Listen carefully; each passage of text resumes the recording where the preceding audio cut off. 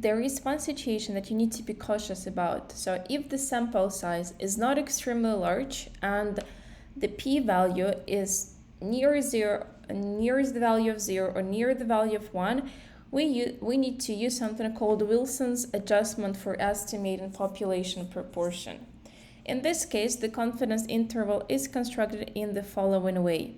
So p tilde minus the critical z-score multiplied by the square root out of p with the tilde multiplied by 1 minus p with tilde divided by n plus 4.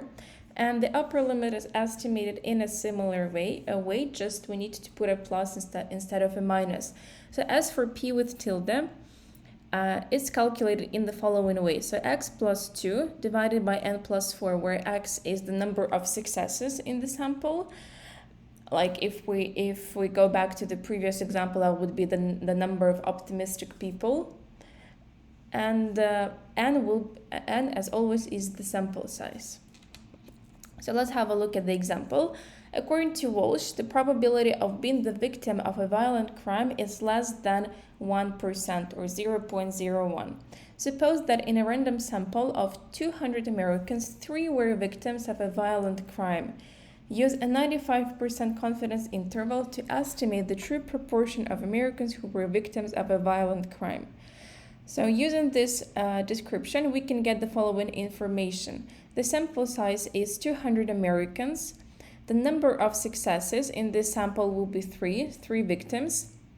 And we're asked to construct a 95% confidence interval, which means that the significance level is 5% or 0.05. And given this, we can find the critical z-score for alpha divided by 2, so 5% divided by 2, which will be the critical z value for 2.5, which we know from the table of critical values is 1.96.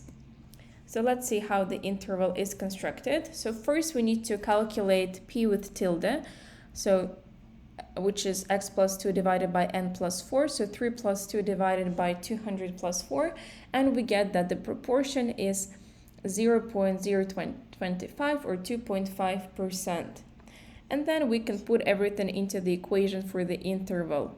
So instead of p with tilde, we put 2.5% minus the critical z-score, which is 1.96, and then we open the square root, under which we put, so p with tilde is 0.025 multiplied by 1 minus p with tilde, so 0.975, and we divide by 200 plus 4. We do the same for the upper limit. Just instead of a minus, we put a plus as always, and we get the following values: 0.004 or 0.4% and 0.046 or 4.6%. And the conclusion could be the following. We are 95% confident that the true proportion of Americans who are victims of a violent crime falls between 0.004 and 0.046. So the true population proportion must be lying between these two values with 95% confidence.